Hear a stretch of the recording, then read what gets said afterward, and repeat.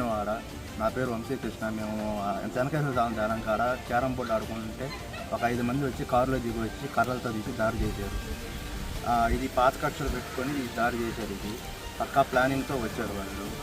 ఇలాగే మా మీద మేము స్టేషన్ పోయి కేసు పోయి మాకన్నా ముందు పోయి మేము హాస్పిటల్ పోయి మా ఇద్దరికి తలదెబ్బలు తగిలాయి. హాస్పిటల్ నుంచి పోయే లోపల వాళ్ళు పోయి మా మీద మమ్మల్ని కొట్టి మా మీద కేసు పెంచి కర్రలు తీసుకొని తలకాయలు పగల కొట్టారు. నాకు 8 కుట్లు పడ్డాయి, ఇతనికి 4 కుట్లు పడ్డాయి. ఈ జరిగిన తర్వాత మేము వెంటనే వెళ్ళి స్టేషన్కి వెళ్ళి కేసు పెట్టి ఫస్ట్ వాళ్ళే వచ్చి కేసు పెట్టారు. వాళ్ళది కేసు తీసుకుని తర్వాత మా కేసు తీసుకున్నారు. తర్వాత 2 కేసులు నడుస్తూనే ఉన్నాయి, మేము తిరగతూనే ఉన్నాము. వాళ్ళ మీద మళ్ళీ రౌడీ షీటర్ ఓపెన్ చేశారు.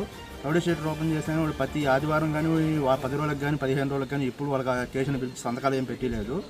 వాళ్ళని కానిస్టేబుల్ ఇంటికి వెళ్ళి వాళ్ళ సంతకాలు పెట్టించుకొని అప్పుడు వస్తున్నారు. ఇదంతా జరగదని మేము మీ గవర్నమెంట్లో మీరే ఏం చేసుకోలేకపోతున్నారు. ఇప్పుడు మా గవర్నమెంట్ వచ్చి మేము ఏం చేస్తామని చెప్పి మా మీదే బైకులు పైకి రానిస్తా, చక్కగా రెచ్చగొడతా చేస్తా, గొడవ ఇంకా మీరేం చేస్తారు చేసుకొని రెచ్చగొడుతున్నారు. మమ్మల్ని భయపెట్టిస్తున్నారు.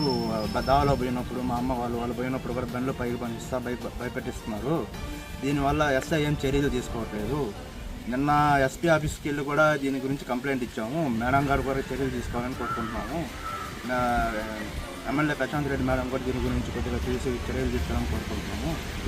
అదన్నా మాకు ఏదో రౌడీ షీటర్ ఓపెన్ చేశారు.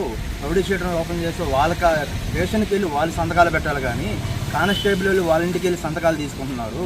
ఎంత లంచం తీసుకోకపోతే కానిస్టేబుల్ వాళ్ళ ఇంటికి వెళ్ళి సంతకాలు పెట్టుకోకుండా ఉంటారు. ఇదంతా ఎస్ఐ గారు నడిపిస్తున్నట్టే కదా ఇదంతా చేసేది.